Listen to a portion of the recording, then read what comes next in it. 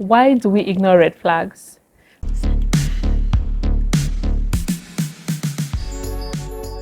Hey guys, welcome back to my channel. Today I want to talk to you guys about something real quick. So why exactly do we ignore red flags even when we know that this is a very big red flag? Like, this is so clear. The red is bright red, pepper red. All right, but we still go ahead to like ignore these red flags. Why do we do that? All right, so let's take for example, okay, a woman who notices that her husband or her partner is cheating on her, and right now she knows that this person is cheating on her, but a few months ago, a few weeks ago, she kind of had this gut feeling that told her that something is wrong, right? You've seen all the subtle signs here and there that have been saying that something is wrong, but we just decide that no, I don't think so. This person would never do this to me. They promised they would never do that. So this is not possible. Like, they can't hurt me in that manner. They can't do this in this way to me. All right.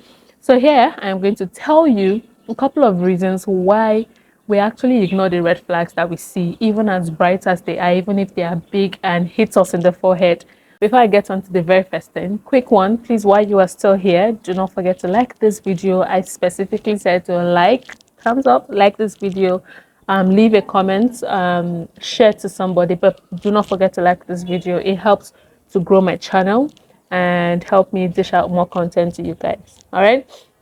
Okay, so moving on, the very first thing I want to talk about is the fact that we are actually scared that that red flag or that intuition that we have might be telling us the truth.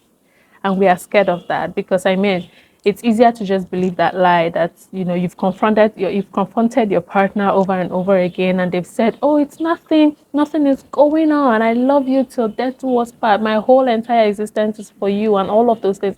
They've given you all of the promises that are there, but your intuition just keeps telling you no, something is wrong. It's safer for a lot of people to believe that, you know what, yes, everything is okay, instead of actually believing that, oh wow, something might be wrong. So it feels easier for us to accept that, you know, our intuition is lying than to actually believe that your intuition is telling you the truth, because it's going to be a lot more painful and devastating. You begin to wonder, how am I going to, you know, cope with this? How am I going to move on with this? What am I going to do? How am I going to, you know, all of those things, you're beginning to question them. So instead of going through that hurt and all of those pain and struggles, it's safe for you to just say, you know what, nah, it can't be. My intuition is lying to me. Second point is, a lot of us have been indoctrinated to believe that relationships and committed serious relationships, marriages, are supposed to be hard work. You know, they require a lot of sacrifices to make them what they are. All right, but to what extent are you going to ignore red flags? Like, how many red flags would you ignore just because? All right, so bringing it to like a typical Nigerian context, you see people have this mentality of, oh, I was with you when you were down, I suffered with you through all those women or through all those men, through your infidelity, through XYZ, through this, through that. You know, we have all of these excuses. You saw those red flags, but you decided, you know what, I want to stay, simply because you just have this belief that it's supposed to be hard before it's easy. But see, let me tell you the truth, it's not. It doesn't have to be, okay? When you notice some of these things, it's okay to question the things that you see and get actual reasons and understand them to a degree that you are comfortable with. Yes, we know there are certain compromises in marriage. Yes, we know there are certain sacrifices that need to be made. But how much are you going to sacrifice? How much are you willing to compromise on? All right, so particularly for people who are single and are out here watching this video right now, this is me telling you, question those things. If you find something, it should not be so hard, it should not be painful, it should not be difficult. All right, it doesn't have to, you don't have to do suffer head first before you get a good marriage. There's so many people out there with perfect, beautiful, okay, maybe not perfect, but beautiful marriages going on. All right, so it doesn't have to be so hard, it doesn't have to be you ignoring certain detrimental red flags before you can have a beautiful home.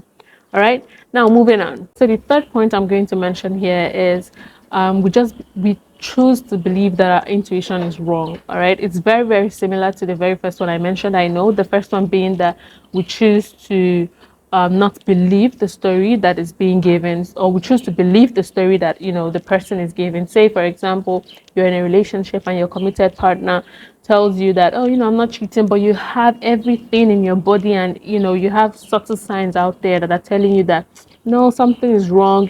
I think this person is cheating or whatnot. But then because they've told you this very beautiful story and promised all heaven and earth, you just choose to believe that, okay, they are right, simply because you do not want to be so hurt. You do not want to experience that hurt. Now, this third one is more denial. You've seen what is happening. It is visible. It's visible to even a blind person, but you still choose to live in denial because you do not want to go through the pain or the hurt. And this is understandable. A lot of people are also going through this. Okay, it's not just you. In case you come across this video, but it's not just you. So many people are in this same situation that you are in, but you need to open your eyes. You need to seek, you need to address the situation head on. Okay, you can't live in denial for so long. You're only hurting yourself and your inner child and your own growth.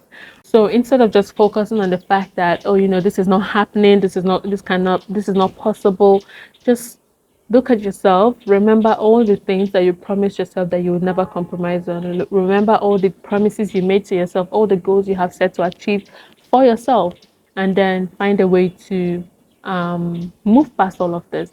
If all of this still feels difficult, if it's still very, very difficult for you to move past this or grow past this, it's okay to seek professional help. You can speak to a marriage counselor, a therapist, or whatever. Speak to somebody and let them help you on your healing journey. Okay?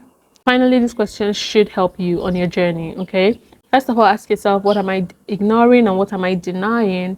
And secondly, you can also ask yourself, am I brave enough to see these red flags? And finally, ask yourself, am I ready to do the work of healing and progress? Am I ready to do the work that is involved for healing or repair? In this video, I talked to you guys about 3 reasons why we choose to not see red flags. All right. And I hope these questions help you in the end. Do not forget to like this video, share and subscribe. Please, you guys, share this video, like it, leave me your comments if this was helpful. It helps me dish out more content to you.